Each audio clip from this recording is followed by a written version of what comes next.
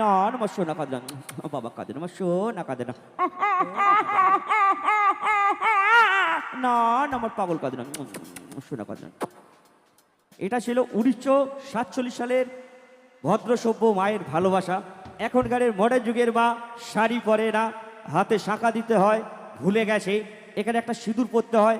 এত ছোট সিঁদুর দেয়, ছেলেরা কনফিউজ হয়ে যায় ওটা দিদি না বৌদি।